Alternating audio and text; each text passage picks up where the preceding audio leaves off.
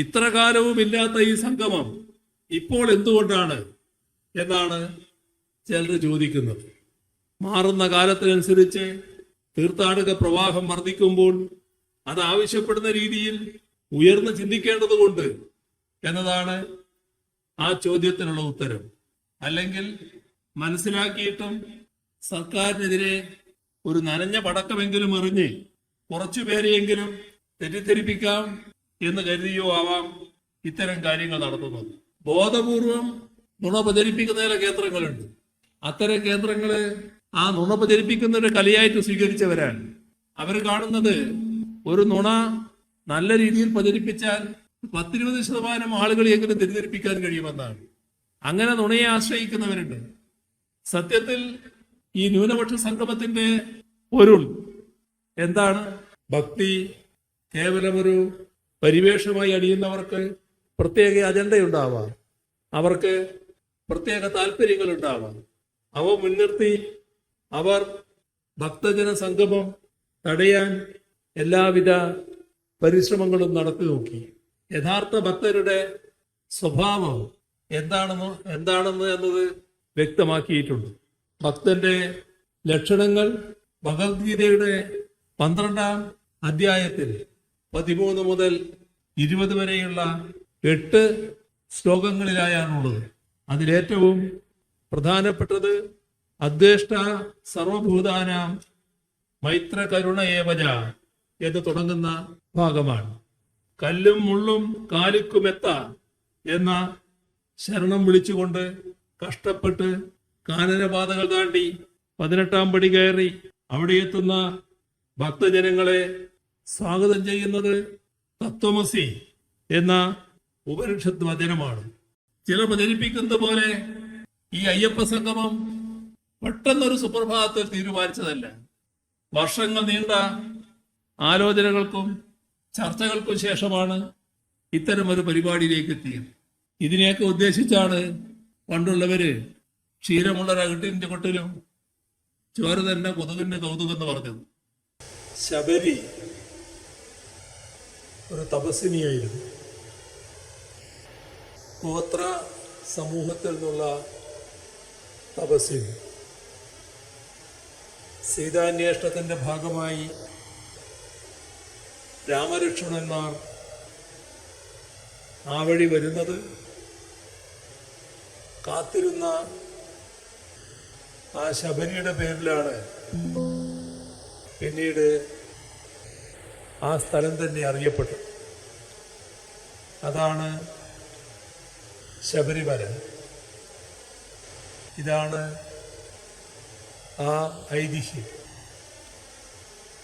ശബരിമല വേർതിരിവുകൾക്കും ഭേദചിന്തകൾക്കും അതീതമായ,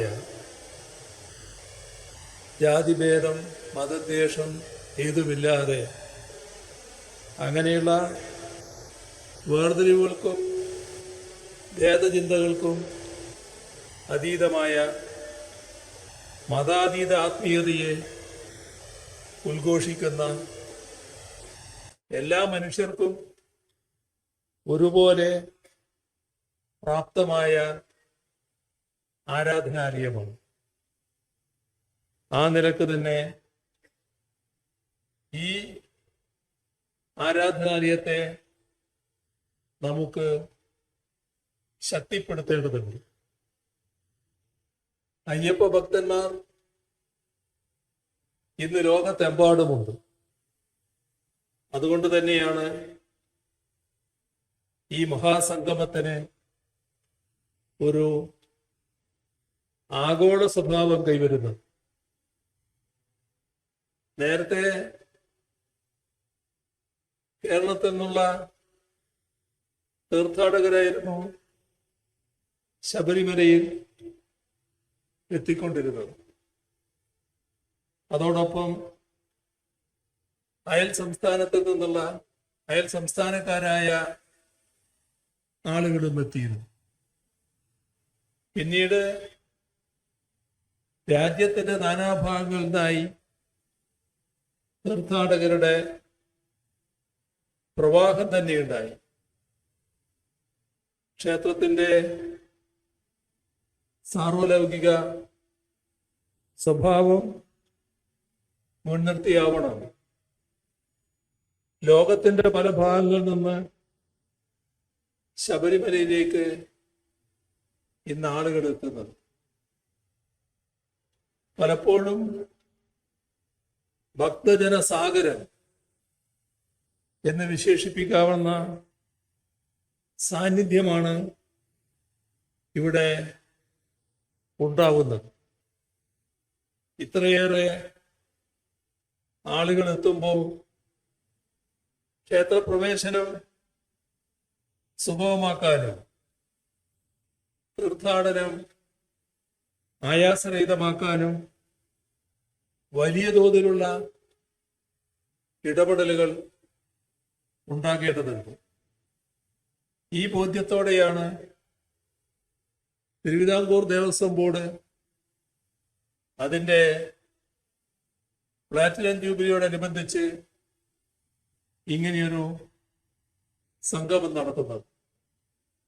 സ്വാഗത പ്രസംഗത്തിൽ ആ കാര്യങ്ങൾ ദേവസ്വം ബോർഡ് പ്രസിഡന്റ് പ്രത്യേകം എടുത്തു പറയുകയുമുണ്ടായി.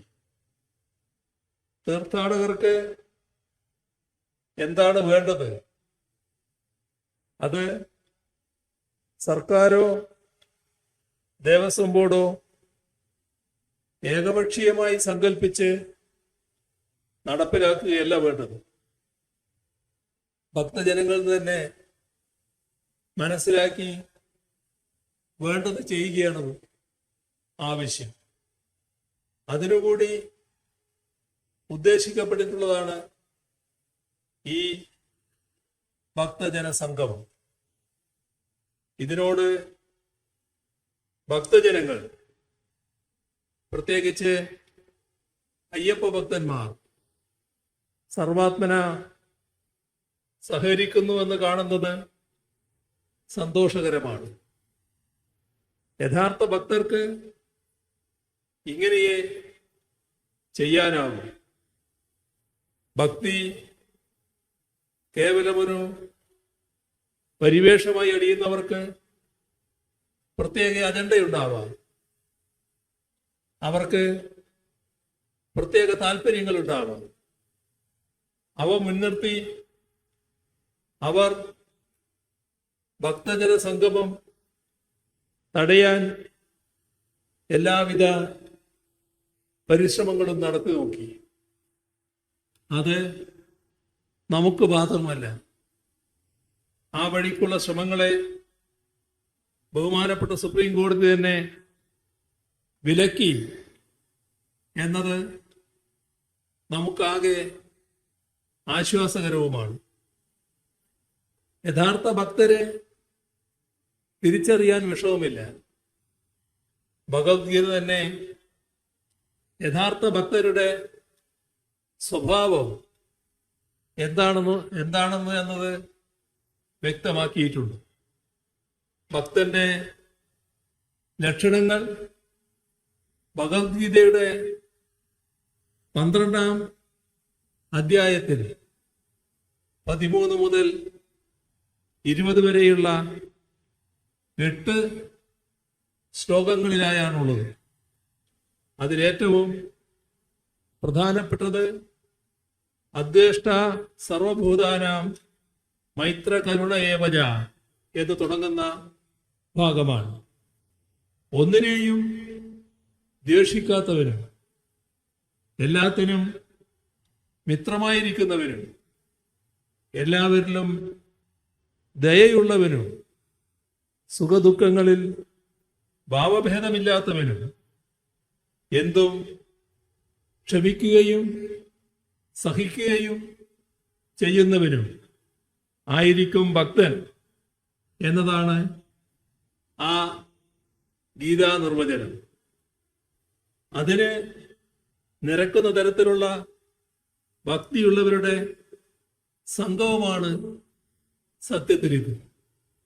ഗീതയിലെ ഭക്തസങ്കല്പം ഉയർത്തിപ്പിടിക്കുന്നവരുടെ സംഗമം. തീർത്തും മതനിരപേക്ഷ മൂല്യങ്ങളുടെ വിശുദ്ധിയിൽ തിളങ്ങുന്നതാണ് ശബരിമല അയ്യപ്പ ക്ഷേത്രമെന്ന് നമുക്കറിയാം. ഓരോ മതവും വിശ്വാസ പ്രമാണവും തങ്ങളുടേതായ ആരാധനാലയങ്ങളും അനുബന്ധ രീതികളും പിന്തുടരുമ്പോൾ എല്ലാ ജാതി മത ചിന്തകൾക്കും വിശ്വാസങ്ങൾക്കും അപ്പുറം എല്ലാവരും ഒരുമിച്ചൊന്നായി എത്തിച്ചേരുന്ന ഇടമാണ് ശബരിമല. കല്ലും മുള്ളും കാലിക്കുമെത്ത എന്ന ശരണം വിളിച്ചുകൊണ്ട് കഷ്ടപ്പെട്ട് കാനനപാതകൾ താണ്ടി 18-ാം പടി കയറി അവിടെ എത്തുന്ന ഭക്തജനങ്ങളെ സ്വാഗതം ചെയ്യുന്നത് തത്വമസി എന്ന ഉപനിഷത്ത് വചനമാണ്. ചാന്തോക്യോപനിഷത്തിലെ ഈ വചനത്തിന്റെ പൊരുൾ അത് നീ തന്നെ എന്നതാണെന്ന് നമുക്കറിയാം. ഞാനും നീയും ഒന്നാകുന്നു എന്ന് പറയുമ്പോൾ അന്യരില്ല എന്നുകൂടിയാണ് അർത്ഥം. അഥവാ അന്യരിലേക്ക് കൂടി ഞാൻ എന്ന സങ്കല്പം ചേർന്ന് നിൽക്കുകയാണ്. ഇങ്ങനെ അന്യരെ കൂടി ഉൾക്കൊള്ളുകയും അന്യനോട് ചേർന്ന് നിൽക്കുകയും ചെയ്യുമ്പോൾ അന്യത എന്നത് ഇല്ലാതാവുകയാണ്. അപരൻ എന്നൊരാൾ ഇല്ലാതാവുകയാണ്. എല്ലാവരും ഒന്ന് എന്ന ബോധം തെളിയുകയാണ്. അത് തെളിയിക്കുക എന്നതാണ് ശബരിമലയുടെ സന്ദേശം. ശ്രീനാരായണ ഗുരുവും ചട്ടമ്പി സ്വാമികളും രമണ മഹർഷിയുമൊക്കെ നമുക്ക് തെളിയിച്ചു തന്ന തത്വമാണിത്. ഇതിന്റെ പ്രഘോഷണം നടത്തുന്ന ലോകത്തെ തന്നെ അപൂർവ ക്ഷേത്രങ്ങളിൽ ഒന്നാണ് ശബരിമല. അവിടെ അയ്യപ്പന് നിത്യവും ഉറക്കുപാട്ടാകുന്നത് ഹരിവരാസനമാണെന്ന് എല്ലാവർക്കും അറിയാം. ആ കൃതി ചിട്ടപ്പെടുത്തിയത് നിരീശ്വരവാദിയായ ദേവരാജൻ മാസ്റ്ററാണ്. അത് ആലപിച്ചതാകട്ടെ ജന്മം കൊണ്ട് ക്രൈസ്തവനായ യേശുദാസുമാണ്. സന്നിധാനത്തിലേക്കുള്ള യാത്രാമധ്യേ അയ്യപ്പ ഭക്തന്മാർ തൊഴുതു നീങ്ങുന്നത് വാവർ നടയിലൂടെയാണ്. വാവറാകട്ടെ ഇസ്ലാമാണ്. മധ്യ കേരളത്തിൽ നിന്ന് മല ചവിട്ടാൻ പോകുന്ന അയ്യപ്പ ഭക്തർ ക്രൈസ്തവ ദേവാലയമായ അർത്തങ്കൽ പള്ളിയിലും കാണിക്കയിടുന്നു. ഇങ്ങനെ സർവധർമ്മ സമഭാവനയുടെ പ്രതീകമായി നിൽക്കുന്ന എത്ര ദേവാലയങ്ങളുണ്ട് ലോകത്തിൽ? അങ്ങനെ ആലോചിക്കുമ്പോഴാണ് ശബരിമലക്കുള്ള പ്രത്യേകത കൂടുതൽ കൂടുതൽ വ്യക്തമാവുക. ശബരിമലയുടെ മതാതീത ആത്മീയത ഒരു അത്യപൂർവതയാണ്. ഇത് ലോകത്തിനു മുന്നിൽ കൊണ്ടുവരിക എന്നത് പ്രധാനമാണ്. അങ്ങനെ രാജ്യാന്തരങ്ങളിൽ നിന്നുള്ള അയ്യപ്പ ഭക്തരെ ഇങ്ങോട്ട് ആകർഷിക്കാൻ കഴിയണം. അതിനുതകും വിധം ശബരിമലയുടെ ഭൗതിക സാഹചര്യങ്ങൾ മെച്ചപ്പെടുത്തുകയും ആകർഷകമാക്കുകയും വേണം. മധുരയുടെയും തിരുപ്പതിയുടെയും ഒക്കെ മാതൃകയിൽ ശബരിമലയെയും തീർത്ഥാടക ഭൂപടത്തിൽ ശ്രദ്ധേയ കേന്ദ്രമാക്കി ലോകത്തിനു മുൻപിൽ അവതരിപ്പിക്കുക എന്നതും ഈ അയ്യപ്പ സംഗമത്തിന്റെ ലക്ഷ്യമാണ്. ശബരിമലയുടെ സ്വീകാര്യത കൂടുതൽ സാർവത്രികമാക്കുക, അവിടുത്തെ വികസന പദ്ധതികൾ പരിസ്ഥിതിക്ക് പരിക്കേൽക്കാത്ത വിധം മുൻപോട്ട് കൊണ്ടുപോവുക, തീർത്ഥാടനം കൂടുതൽ ആയാസരഹിതമാക്കുക, തുടങ്ങിയവയാണ് ഈ സംഗമത്തിന്റെ ഉദ്ദേശം. ഇതൊക്കെ എങ്ങനെ സാധ്യമാക്കണം എന്നത് സംബന്ധിച്ച് നിങ്ങളുടെ നിർദ്ദേശങ്ങൾക്ക് അങ്ങേയറ്റത്തെ പ്രാധാന്യം നൽകി ദേവസ്വം ബോർഡും സർക്കാരും മുന്നോട്ട് പോകും. ലോകത്ത് എവിടെ നിന്നുമുള്ള അയ്യപ്പ ഭക്തർക്ക് ശബരിമലയിൽ എത്തിച്ചേരുന്നതിനും ദർശനം നടത്തി സുരക്ഷിതമായി മടങ്ങുന്നതിനും ആവശ്യമായ സംവിധാനങ്ങൾ വിപുലപ്പെടുത്തേണ്ടതുണ്ട്. അതിന് വേണ്ടത് ബഹുമുഖമായ ഇടപെടലുകളാണ്. ഗതാഗത സംവിധാനങ്ങൾ മുതൽ വെർച്വൽ കണക്ടിവിറ്റി വരെ അതിനായി ഉപയോഗപ്പെടുത്തണം. നൂതന ഗതാഗത സൗകര്യങ്ങൾ ഒരുങ്ങണം.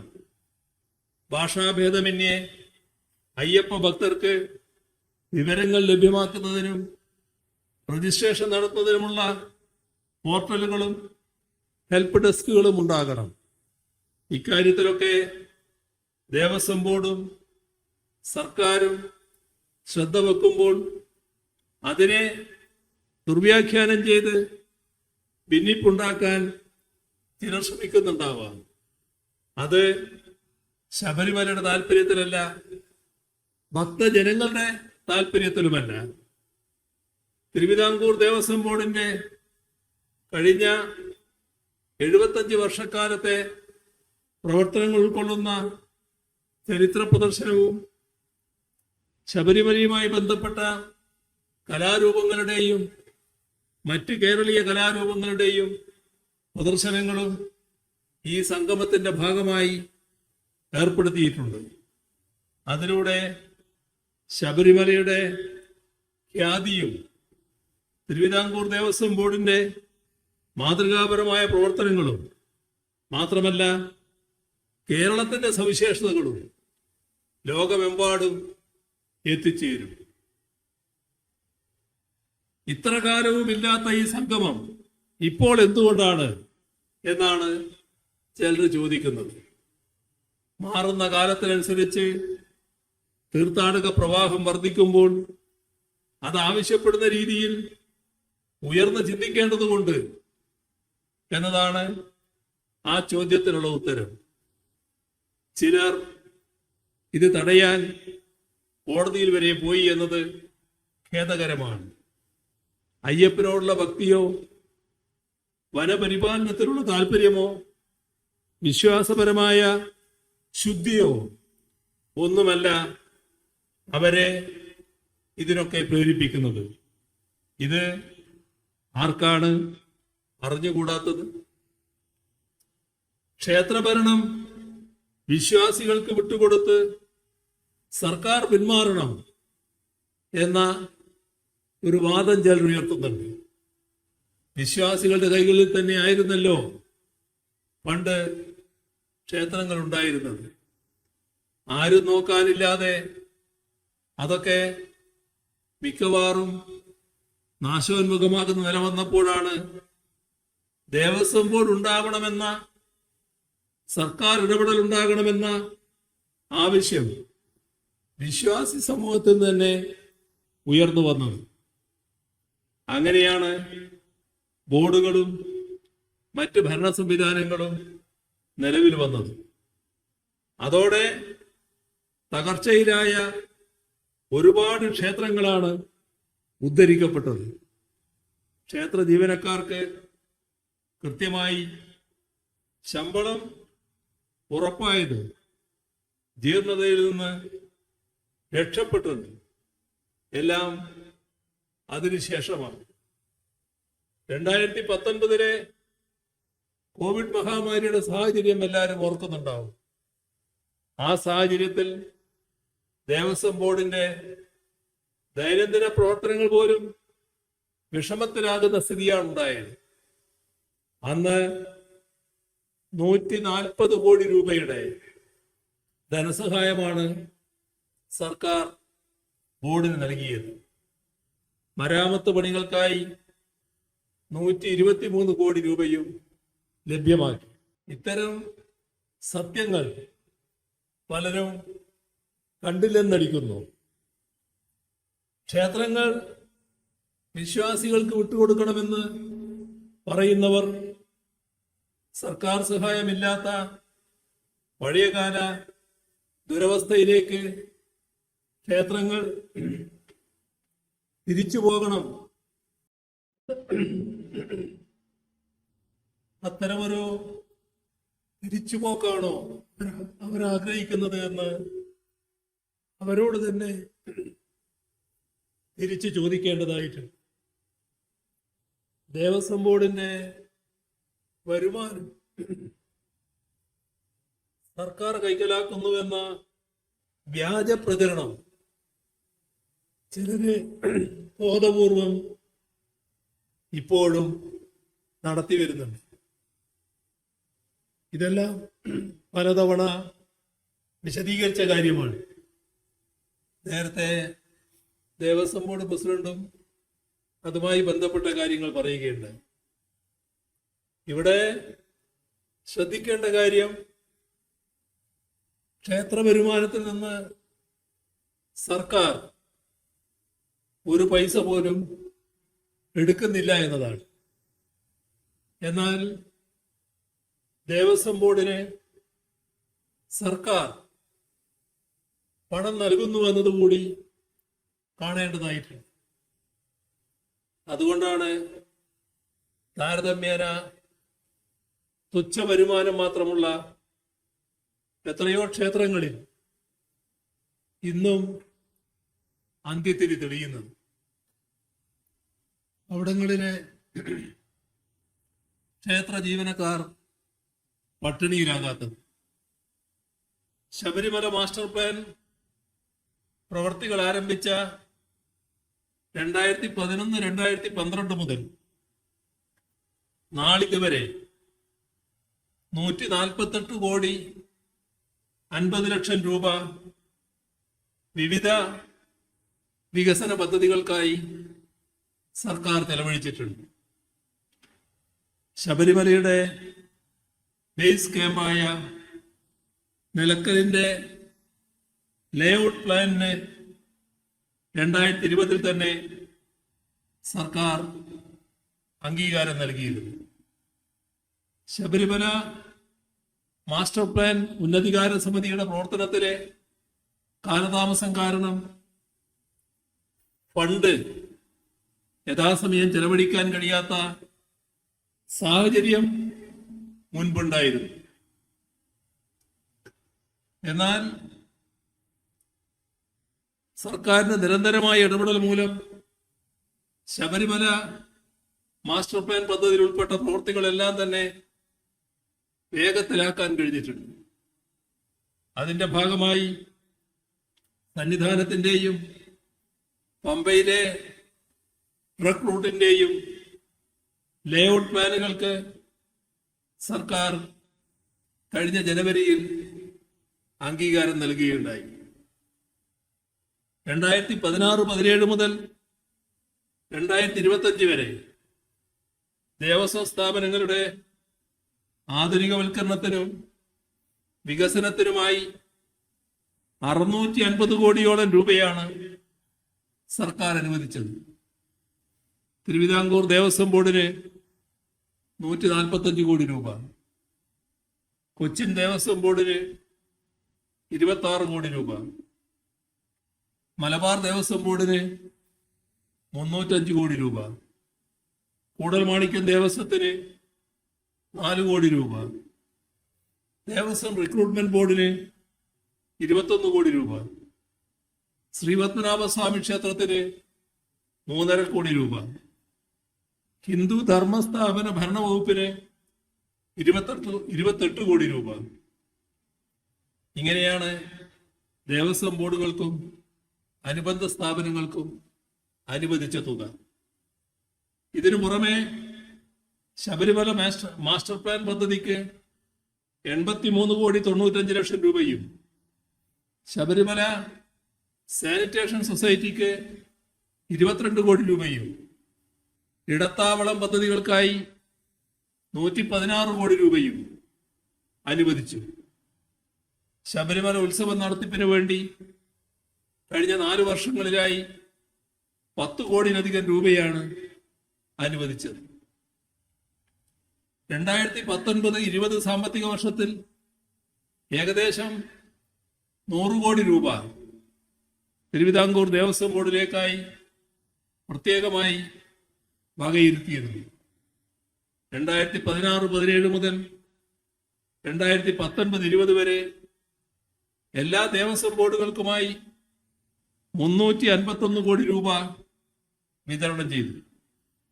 ഇക്കഴിഞ്ഞ 4.5 വർഷത്തിലായി ദേവസ്വം ബോർഡുകൾക്കും അനുബന്ധ സ്ഥാപനങ്ങൾക്കുമായി 232 കോടി രൂപയാണ് അനുവദിച്ചത്. ഇങ്ങനെ സർക്കാർ അങ്ങോട്ട് കൊടുക്കുന്നത് കാണാതെയാണ് സർക്കാർ പണം കൊണ്ടുപോവുകയാണ് എന്ന് കള്ളപ്രചരണം അഴിച്ചുവിടുന്നത്. സമാനമായ മറ്റൊരു കള്ളപ്രചാരവേല ഈ അടുത്ത നാളുകളിൽ ഉയർന്നു വന്നു. അത് സർക്കാർ ന്യൂനപക്ഷ സംഗമവും നടത്താൻ പോകുന്നു എന്നതാണ്.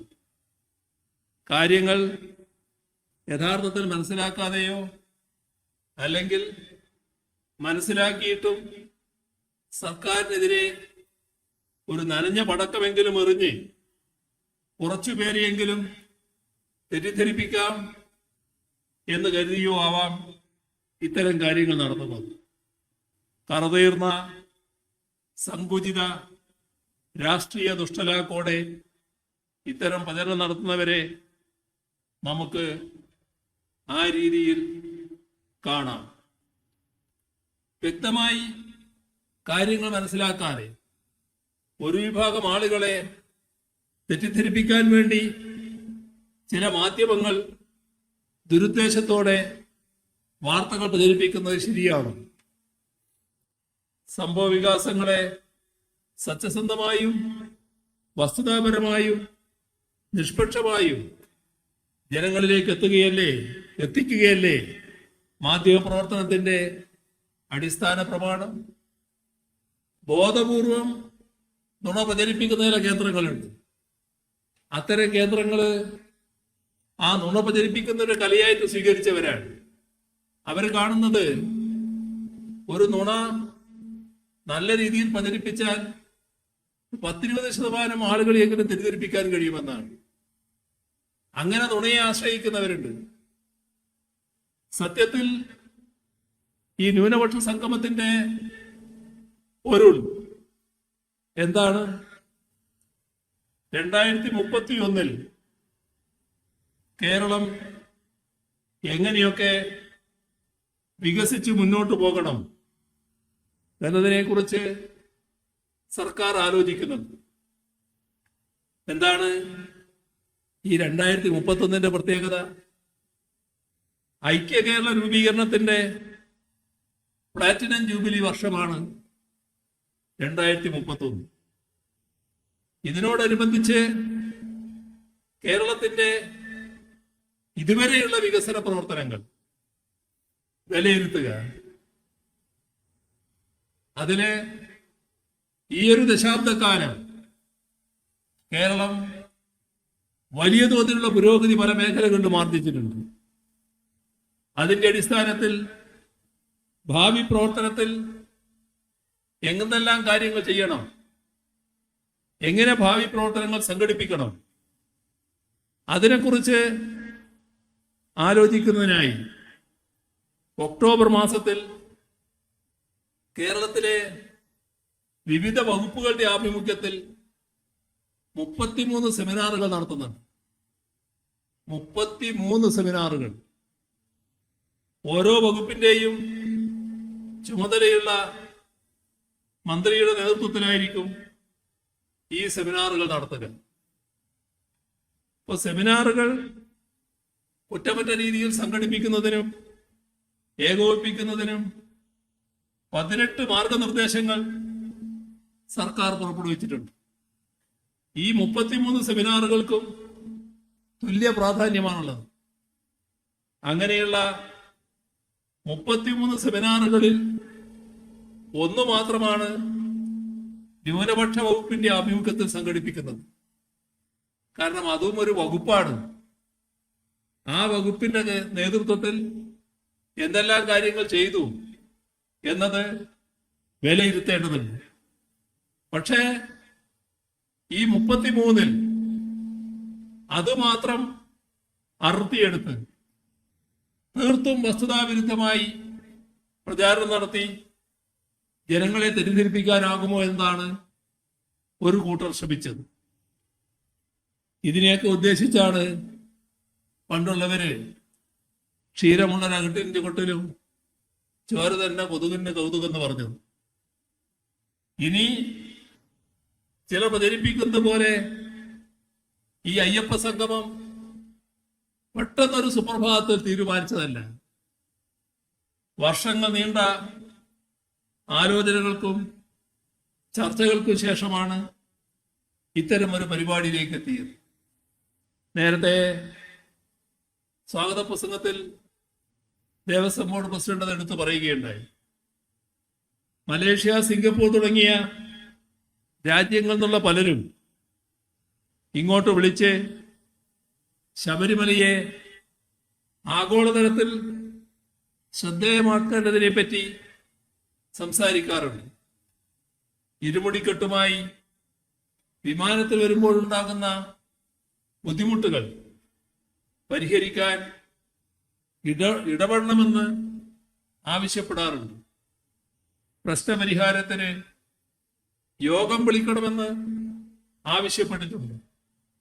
അവിടെയാണ് സത്യത്തിൽ ആഗോള അയ്യപ്പ സംഗമത്തെക്കുറിച്ചുള്ള ചിന്തകളുടെ തുടക്കം. ആഗോള സംഗമം ഇങ്ങനെ സംഘടിപ്പിക്കുന്ന ആദ്യമാണെങ്കിലും നമ്മുടെ ശബരിമല ഉത്സവത്തോടനുബന്ധിച്ചുള്ള നമ്മുടെ രാജ്യത്തിലെ വിവിധ സംസ്ഥാനങ്ങളിലെ മന്ത്രിമാർ കൂടിയിരുന്ന് ആലോചിക്കാറുണ്ട് എന്നുള്ളത് നമുക്ക് ഏവർക്കും അറിയാവുന്ന കാര്യമാണ്. അത് ശബരിമലയുടെ ഉത്സവ രീതികൾ കുറ്റമറ്റ രീതിയിൽ നടത്തുന്നതിനുള്ള ഏകോപനം ഉണ്ടാക്കുന്നതിനാണ് വിവിധ സംസ്ഥാനങ്ങളിലെ മന്ത്രിമാരും ഉദ്യോഗസ്ഥരുമടക്കം ഒത്തുചേരാറുള്ളത് എന്നതും നാം ഓർക്കേണ്ടതാണ്.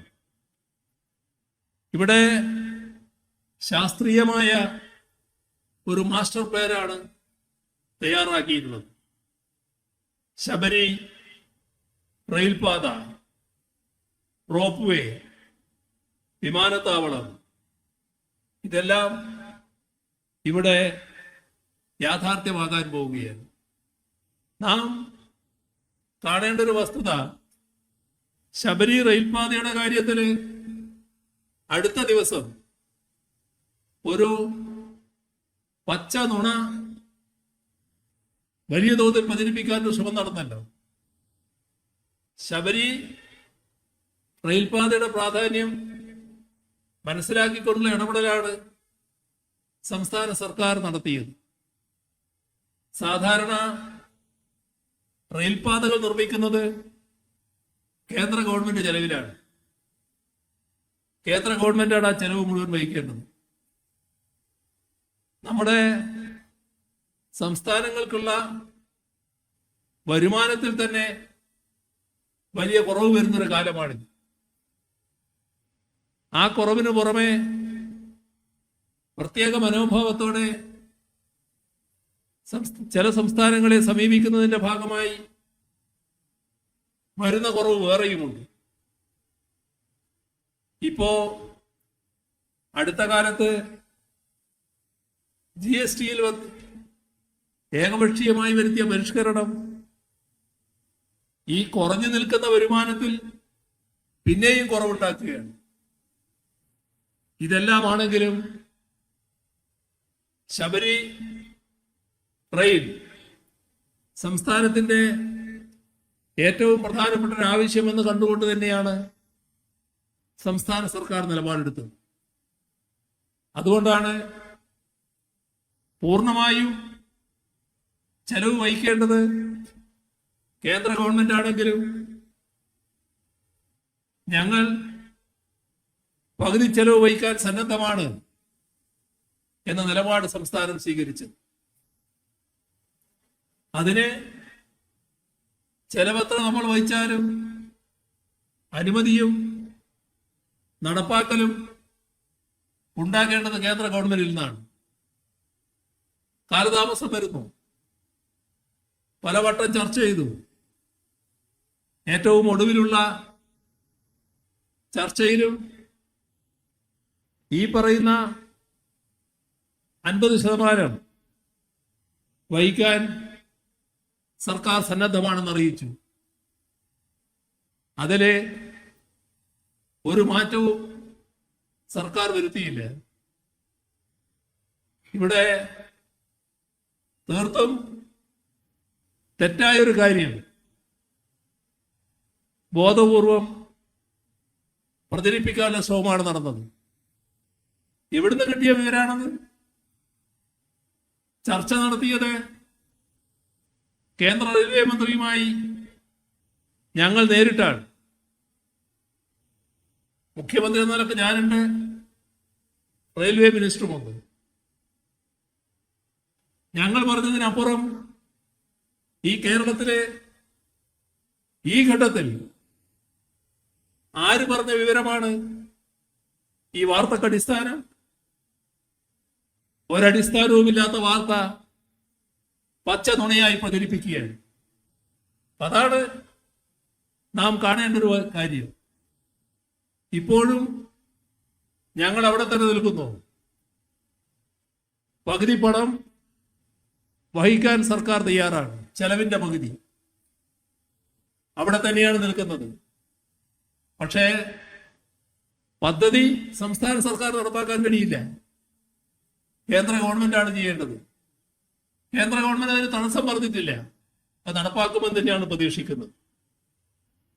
അതേപോലെ തന്നെ വിമാനത്താവളത്തിന്റെ കാര്യം. വിമാനത്താവളം നമ്മുടെ ശബരിമലയുടെ പ്രത്യേകത അനുസരിച്ച് രാജ്യത്തിന്റെ പല ഭാഗങ്ങളിൽ നിന്നും ലോകത്തിന്റെ പല ഭാഗങ്ങളിൽ നിന്നും തീർത്ഥാടകർ വരികയാണ്. അവരുടെ സൗകര്യം മുൻനിർത്തിയാണ് നടപടികൾ സ്വീകരിച്ചിട്ടുള്ളത്. ഈ ഡിസംബർ മാസത്തോടെ എല്ലാ അനുമതികളും ലഭ്യമാകുമെന്ന് തന്നെയാണ് ഉറപ്പായും കരുതുന്നത്. ഇതേവരെ മറ്റ് തടസ്സങ്ങളൊന്നും അതിനുണ്ടായിട്ടില്ല.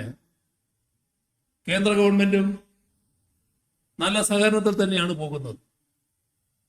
അടുത്ത വർഷത്തോടെ ഇതിനാവശ്യമായ സ്ഥലം പൂർണ്ണമായി ഏറ്റെടുക്കാനാകും എന്ന് തന്നെയാണ് കരുതുന്നത്. കേസ് ബഹുമാനപ്പെട്ട കോടതിയുടെ മുന്നിലുണ്ട്.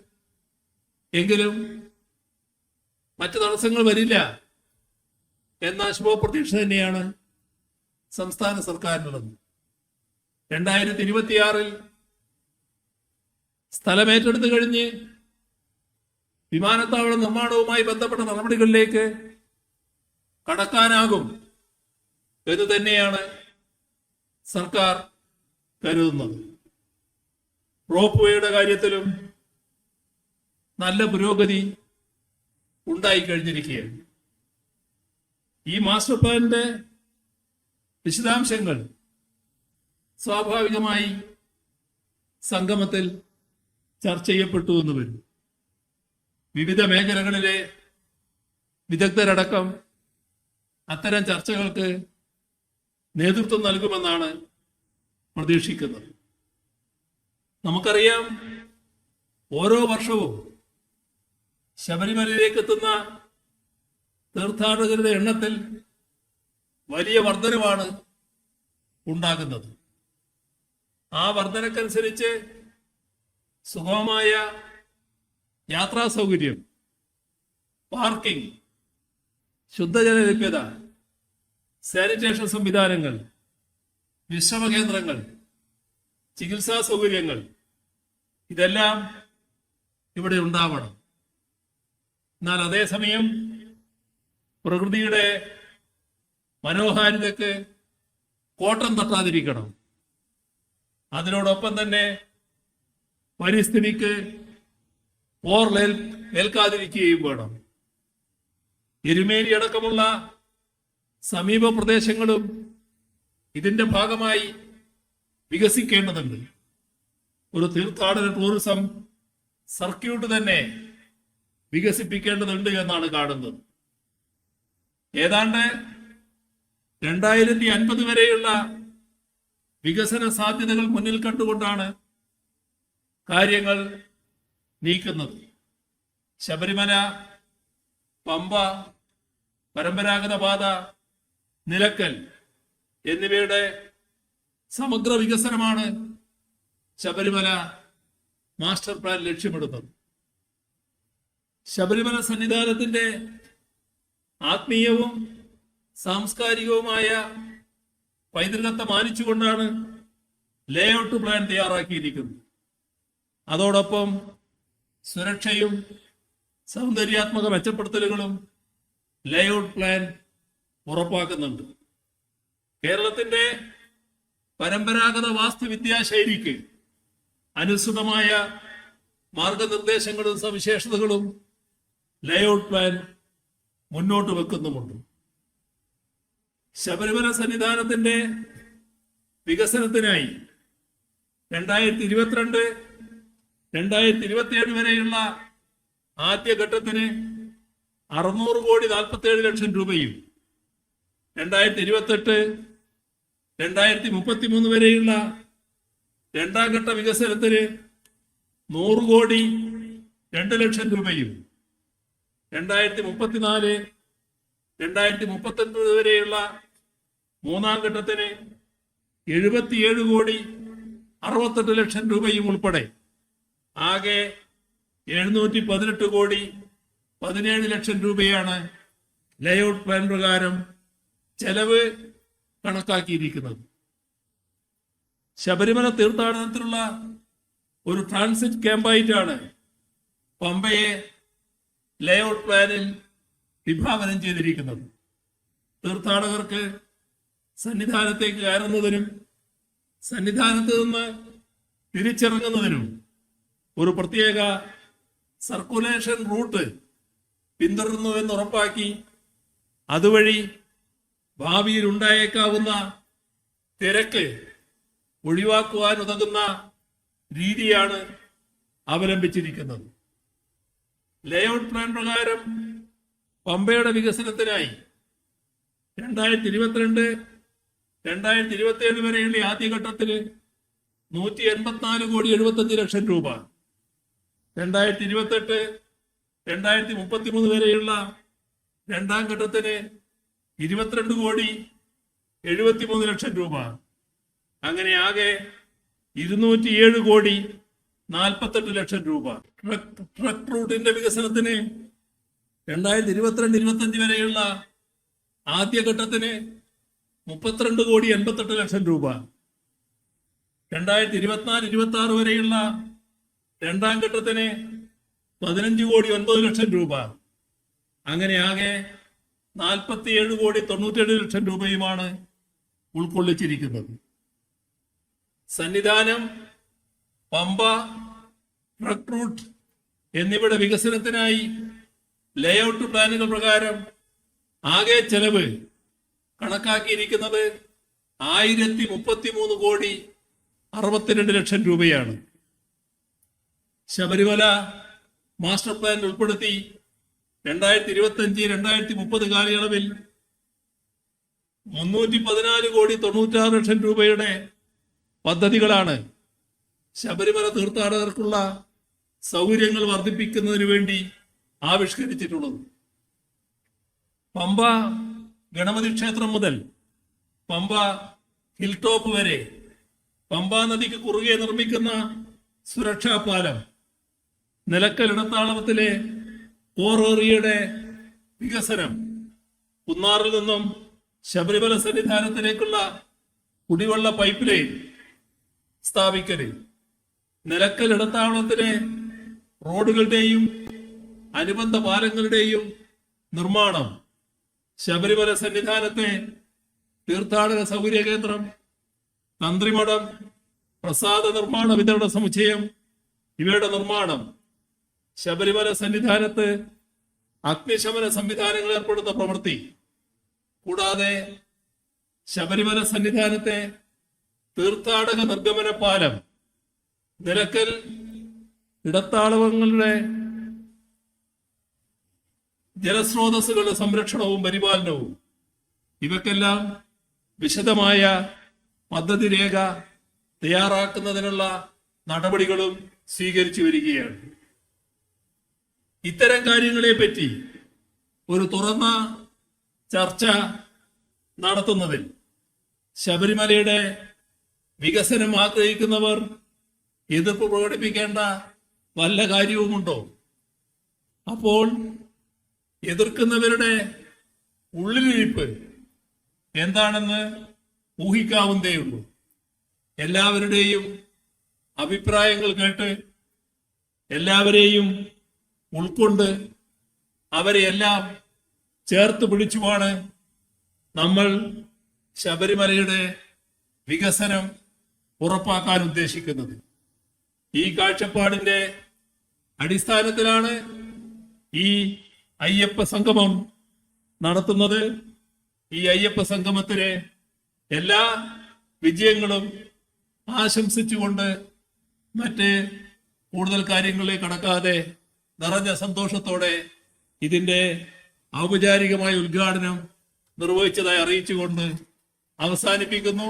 നിങ്ങൾക്ക് എന്റെ സ്നേഹാഭിവാദനങ്ങൾ.